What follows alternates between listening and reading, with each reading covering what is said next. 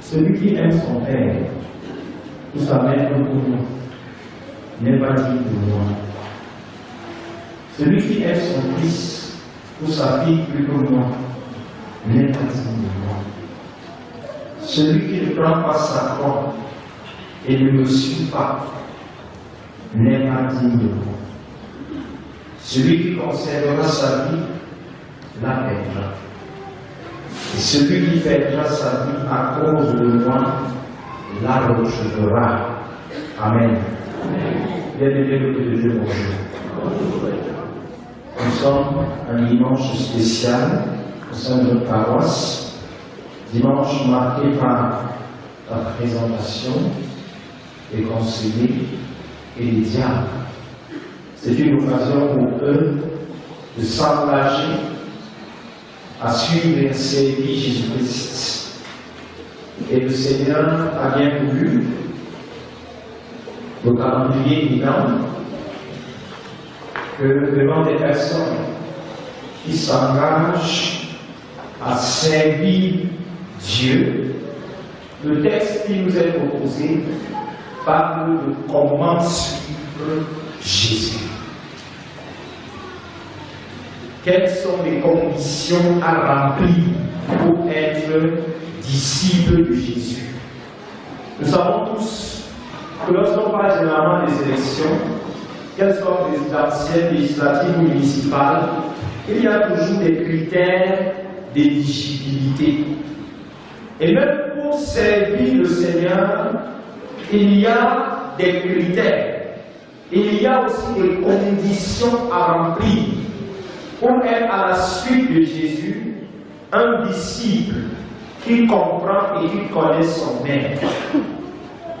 Les vacances dernières, j'étais invité à un séminaire de jeunes. Et le thème qui m'a été passé était « Mourir, c'est vie ». J'ai choisi ce matin de reconduire ce thème et de le partager avec nous. Mais en le formulant autrement, mourir pour suivre Jésus-Christ. Le chapitre 10 de l'évangile de Matthieu s'ouvre par le choix des 12 qui devaient cheminer avec Jésus pendant son ministère terrestre. Ce chapitre 10 est segmenté en 4 séquences principales, notamment la mission du verset 7 au verset 15. Le disciple face à la persécution du verset 16 au verset 23. Les promesses de Dieu pour le disciple du verset 24 au verset 33. Et le disciple et sa famille, verset 34 au verset 42. L'extrait des frères et des sœurs qui nous intéresse ce matin est situé dans la 4e séquence de ce long discours. Cet enseignement leur est donné quelque peu avant qu'il ne commence, c'est-à-dire Jésus, à se déployer dans la Galilée, c'est-à-dire au nord d'Israël. Dans cet élément, il ressent les choses sur les notions de priorité. Les disciples qui viennent à lui ou qui viennent d'accepter de le suivre doivent être instruits sur les implications de l'engagement qu'ils prennent. Il faut que Jésus éclaire leur lanterne sur les conséquences et les implications de leur engagement à devenir disciples. Il est donc important qu'ils sachent à quoi s'attendre afin de ne pas être surpris par la tournure des événements dans la suite. En principe, quand on a une bonne maîtrise de où on va, les risques d'égarement seront moindres sur le parcours. Il est toujours important de bien connaître un milieu avant de s'y aventurer, de bien connaître un secteur d'activité avant de s'y lancer. Il est aussi important de connaître une personne avant de la fréquenter. De même, sur le plan de la foi, il est important de connaître celui en qui on a cru, ceci afin de ne pas passer à côté du but. Parce que si vous ne connaissez pas minutieusement le Seigneur que vous voulez servir, il vous sera difficile de l'honorer et il vous sera difficile de le servir convenablement. Les 12, avant de rejoindre la team de Jésus, avaient chacun une vie, avaient chacun des rêves, avaient chacun une famille, avaient chacun des ambitions. Bref, Jésus n'était pas tombé sur des inactifs. Jésus n'est pas tombé sur des personnes oisives sans objectif dans leur vie. Ils savaient où ils allaient, ils avaient fondé des familles et ils avaient un emploi, et parfois des emplois très décents pour certains d'entre eux. Si nous citons ne serait-ce que le cas de Matthieu, il faut noter que Matthieu était un collecteur d'impôts. Et nous savons ce que c'est qu'un fonctionnaire des impôts à cette époque, et peut-être même à notre époque. Ils étaient tous des personnes occupées à faire quelque chose pour gagner leur vie et subvenir aux besoins de leur famille. Cependant, suivre Jésus impliquait quelque chose de fort, un sacrifice considérable. Il fallait que leurs rêves, que leurs ambitions meurent pour qu'ils épousent pleinement la volonté de Dieu. Voilà ce que vous savez lui suivre Jésus.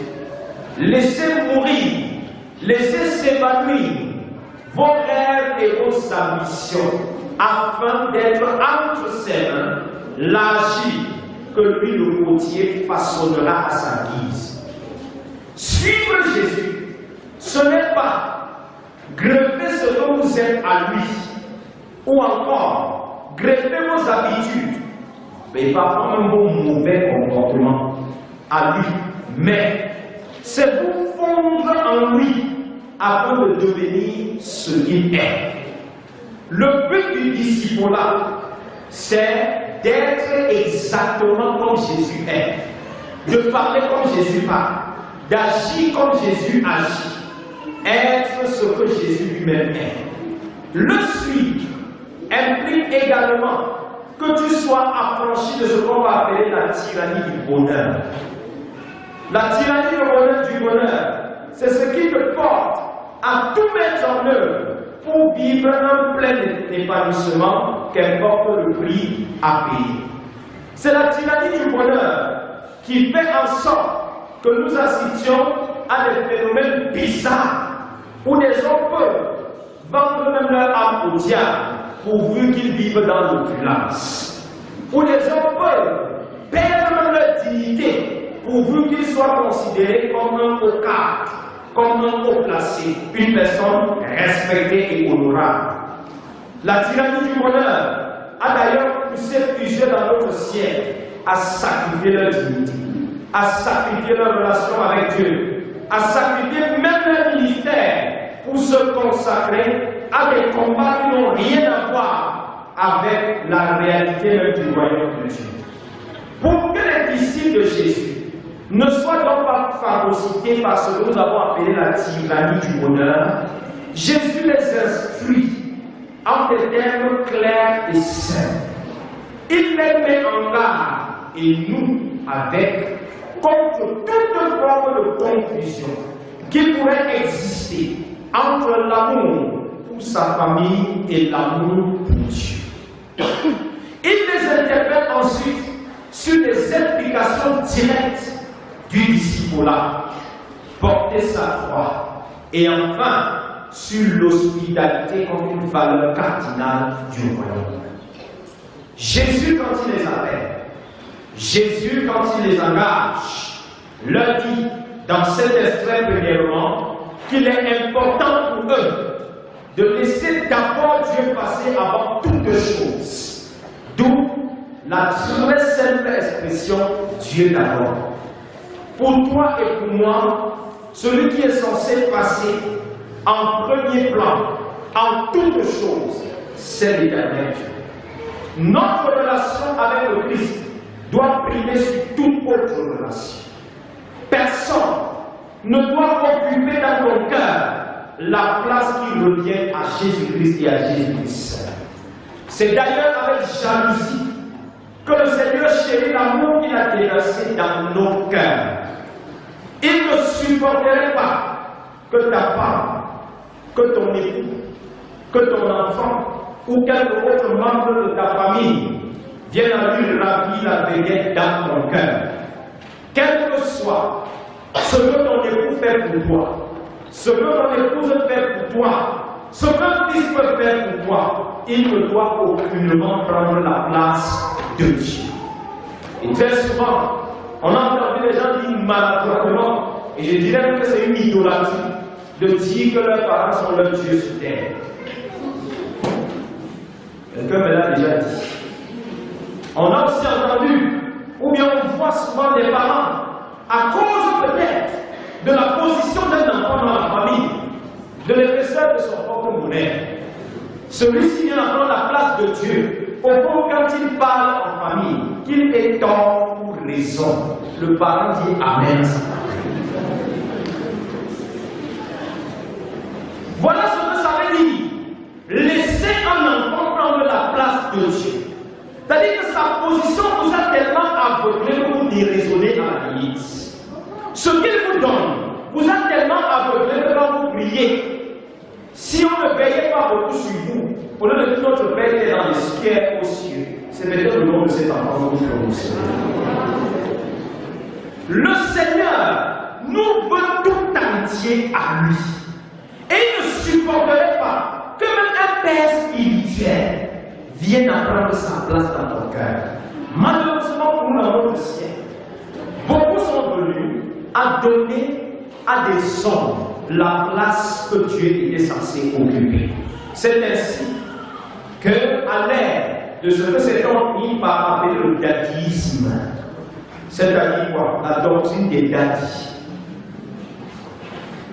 Ils ont trouvé des dadis qui tellement envahissent leur vie que même quand ils possédaient la volonté de Dieu, ou bien connaître qu'est-ce que Dieu attend d'eux dans leur vie, ce n'est plus vers le Seigneur qu'on se tourne, c'est vers dadis.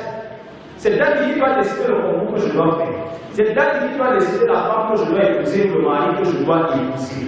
J'ai pu garantir à quelqu'un aujourd'hui que s'il y a un dadis ainsi qui a pris la place de Dieu dans ta vie, tu es dans une idolâtrie qui doit te repartir. Dieu est jaloux de la relation qu'il entretient avec chacun de nous comme disciples. Jésus, quand il dit que celui qui aime son père ou sa mère, plus que lui n'est pas digne de lui, ou son frère, plus que lui n'est pas digne de lui, il n'est pas en train de mandater les gens pour aller créer des scissions entre eux et les membres de leur famille. Parce que si vous comprenez littéralement ce verset, vous allez penser que Jésus est en train de dire que si tu es devenu disciple, il n'y a plus de relation qui doit exister entre toi et les membres de ta famille. Non, ce serait mal comprendre Jésus. La Bible nous dit, dans 1 Timothée 5 au verset 8, que si quelqu'un n'a pas soin des siens, et principalement de ceux de sa famille, il est pire qu'un infidèle, il a l'idée l'enfant. Si vous dites avoir confessé Jésus et coupé tous les ponts avec les membres de votre famille, vous êtes dans la sorcellerie.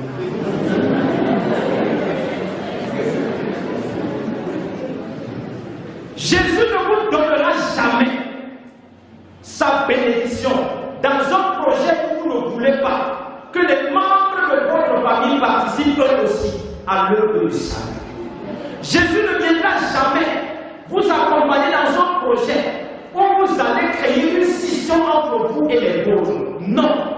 Mais en fait, qu'est-ce qu'il veut nous enseigner? Jésus veut simplement que nous comprenions qu'en laissant les autres passer avant lui, nous allons le perdre. Mais en lui accordant la priorité, il va nous donner la sagesse et l'intelligence, nous donner toutes les ressources nécessaires pour mieux prendre soin des nôtres. C'est en étant avec Jésus qu'il va t'apprendre à aimer ton mari. C'est en étant avec Jésus qu'il va t'apprendre à honorer tes parents. C'est en étant avec Jésus qu'il va t'enseigner comment est-ce qu'il faut hiérarchiser les choses dans ta vie de manière à ce qu'il n'y ait pas de confusion. Tout ce qu'il veut, c'est que tu lui donnes la place qui lui revient. Et d'ailleurs, souvenez-vous que Jésus lui-même a montré l'exemple quand sa famille a voulu prendre la place de Dieu dans sa vie, il a dit à ses parents qu'il n'avait que 12 ans. Pourquoi m'avez-vous cherché? Ne savez-vous pas que je dois m'occuper des affaires de mon père? Je sais que vous êtes mes parents. Marie, tu es ma mère. Joseph, tu es mon père. Mais je dépends d'abord du Père Céleste avant de dépendre de toi. Et ça, c'est l'ordre dans les choses. Jésus me dit ici, si vous avez laissé vos familles pour me suivre, sachez que vous devez être avec moi. M'aimer plus que toute chose et m'aimer plus que toute personne. Quand votre amour pour moi sera grand, je vous enseignerai maintenant comment aimer les membres de vos familles.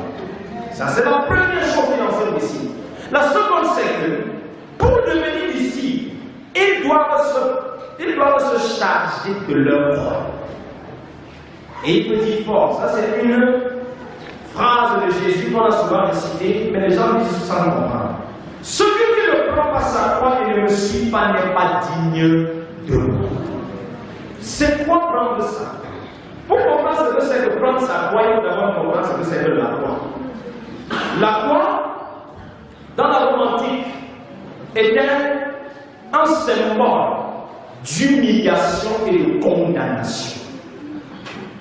Elle était généralement utilisée par certains politiciens pour éliminer leur niveau. On utilisait également la croix pour exécuter les hors-la-loi, c'est-à-dire les brigands et les rebelles. Et c'est pourquoi lorsque Jésus à la croix, voyait qu'à côté de Jésus c'était deux brigands. C'est comme ça qu'on exécutait les hors-la-loi et les brigands. Et aussi, lorsque quelqu'un se rendait compte politiquement, il a un rival, il pouvait monter un coup pour que celui-ci soit incriminé. Et pour l'humilier, on l'amenait à la croix. Et je vais vous dire par parenthèse et dire qu'on ne crucifiait pas les gens avec des habits sur eux. Donc vous pouvez imaginer combien la croix était une haute humiliation. Donc Jésus, même notre Sauveur, à la croix, il était comme un bel-père. Quelle humiliation pour Jésus. Et il peut maintenant nous dire que si nous voulons le suivre comme disciples, il faut qu'on se prépare à accepter que nous serons humiliés. Si nous voulons le suivre comme disciples, il est important de savoir qu'à cause de votre appartenance à Jésus, vous serez rejetés. Si vous voulez le suivre comme disciple, il est important de comprendre que vous serez même régnés et trahis simplement à cause de votre appartenance à Jésus-Christ. Porter sa croix, ce n'est pas ce que la religion a voulu nous inculquer. Parce que porter sa croix, la religion a tout fait de fabriquer les crucifix et de donner aux gens qui le portent. Ce n'est pas ça porter la croix. Ce n'est pas parce que tu as accroché un pendentif sur ton cou où il y a la croix que tu es en train de porter la croix. Non. Porter la croix, ce n'est pas fabriquer une croix qu'on va aller accrocher. Ce n'est pas dans un temple ou dans une maison et dire nous sommes en train de porter notre croix. Ce n'est pas de ça qu'il s'agit.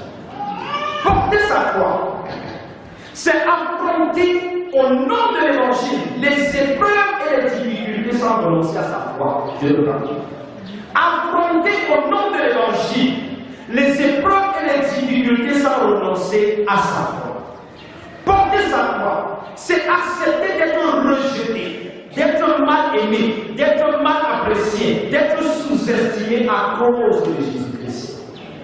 C'est accepter que parce que j'ai dit j'honore Dieu dans mon corps, je ne céderai pas aux sauterelles qui gravitent autour de moi, comme chef de notre mal et disent que tu es une femme qui ne sait pas travailler. Oui, c'est aussi ça. Au nom de Jésus, tu disais, même si tu dis que je ne sais pas travailler, je sais que je travaille et je ne te donnerai pas ce que tu as là. C'est ça, porter sa croix. Porter sa croix, c'est demeurer intègre et défendre les valeurs du royaume, même si cela va vous coûter votre poste. C'est ça, porter ça. Suivre dans Jésus ne voudrait pas dire que votre vie ne sera que paix et misère, non. Ça ne veut pas dire que celui qui suit Jésus ne connaîtra que humiliation sur humiliation. Mais Jésus permettra que ces choses arrivent afin de vous éprouver. Il permettra que ces choses arrivent afin qu'on sache même si vous êtes de lui ou non. En fait, c'est face à la croix qu'on découvre le vrai disciple de Jésus. C'est généralement devant l'épreuve, devant la difficulté qu'on connaît si vous êtes même de Dieu. Et plusieurs parmi vous ont été éprouvés, leur foi a été éprouvée dans leur lieu de service. Et souvent, ces deux choses se sont rendues qu'entre votre discours et votre début, il y a un grand écart. Parfois, on s'est rendu compte, quand ce que vous dites tous les jours, et ce que vous êtes prêt à faire pour votre Jésus, ayant foncé, ce n'est pas ça porter sa croix. Les épreuves feront en sorte qu'on reconnaisse et qu'on voit jusqu'où vous êtes prêts à aller pour la cause de l'évangile. Et sachez, même vous qui aujourd'hui êtes en train d'être présenté devant le peuple de Dieu, tant que votre vocation n'a pas été mise à l'épreuve, tout ce que vous dites jusque-là n'est que verbal. Dieu emmènera votre appel, votre ministère au creuset. Vous passerez par la fournaise. Et c'est à partir de là qu'on verra si vous êtes un de Dieu ou pas. Une image que nous utilisons. Un orfèvre prend l'or à son état brut pour obtenir un bijou ou pour obtenir une couronne qui sera portée par une reine. Qu'est-ce qu'on fait?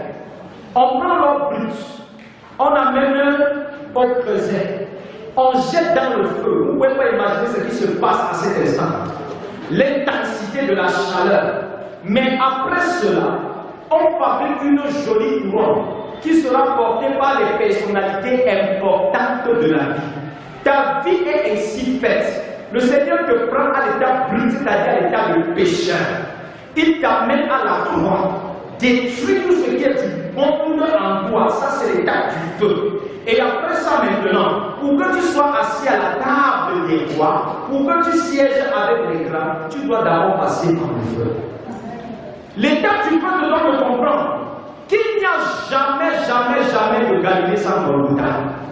L'état de la croix te donne de comprendre qu'il n'y a jamais de gloire sans épreuve. En fait, Jésus vous dit à ses disciples intègres que parce qu'ils ont choisi de le suivre, leur engagement sera éprouvé. Parce qu'ils ont choisi devant les hommes de servir Jésus-Christ, ils recevront des coups à cause du témoignage qu'ils rendent. Porter sa croix, c'est accepter de sacrifier ses gloires, de sacrifier sa renommée pour que Christ soit célébré. C'est mourir à soi-même, c'est-à-dire laisser votre ego céder la place à la Seigneurie de Jésus. Les gens qui sont dans leur vocabulaire sont tout le temps en train de nous rappeler que ça peut, ou bien quand quelque chose a été fait, il faut qu'ils disent aux gens que c'est parce qu'ils étaient là que la chose s'est bien passée. Tu dois laisser mourir ton ego si tu veux suivre Jésus-Christ. Il y a des choses qui, même sur le plan caractériel, doivent être détruites dans ta vie si tu veux que Jésus soit glorifié au travers de toi. Jésus ne sera jamais avec vous et vous ne serez pas digne de lui. Généralement, sur une scène de théâtre, dès lors que vous avez fini de jouer votre rôle, qu'est-ce qu'il faut faire? Vous libérez la scène pour que les autres passent. Si vous restez sur scène, vous allez gâter la prochaine scène qui vient. Et c'est pourquoi quand tu as réalisé quelque chose et que les hommes ont même acclamé, quitte la scène pour que Jésus reste. Il est mieux placé pour parler de toi. Il est mieux placé pour dire qui tu es. Il est mieux placé pour dire jusqu'où tu peux aller. Mais si c'est encore toi qui passe le temps à rappeler que tu es, ne dis donc pas chez nous que lorsqu'on a porté un beau chapeau, on ne le montre pas. Mon frère, ma soeur, tant que la soif du bonheur et des honneurs à tout prix ne t'aura pas quitté, il te sera difficile de suivre Jésus-Christ. Il te sera difficile de le servir. Si donc vous êtes appelés à servir le Seigneur, le vieil homme doit être crucifié. Le vieil homme, c'est ce que nous avons appelé le vous-même à l'état brut. Or, le paradoxe souvent observé chez beaucoup de ceux qui se réclament de Christ est que leur ancienne nature fait considérablement obstruction à Jésus. Les mêmes vous parlent de lumière, mais ils demeurent dans les ténèbres. Et pire encore, il leur arrive de dénoncer ce que eux-mêmes ils pratiquent. Il leur arrive de condamner ce dans quoi ils sont. Si vous êtes appelés à suivre le Christ, vous devez mettre vos pas dans les pas de Jésus. Si vous êtes appelés à suivre Jésus-Christ, il ne faudrait pas que votre discours soit éloigné du discours de Jésus. Et comme on a l'habitude de dire, le monde est fatigué des beaux discours des chrétiens. Le monde veut désormais lire la Bible au travers de la vie des chrétiens. Vos collègues veulent lire la Bible au travers de vos vies. Ceux qui nous entourent dans les quartiers veulent lire la Bible au travers de nos vies.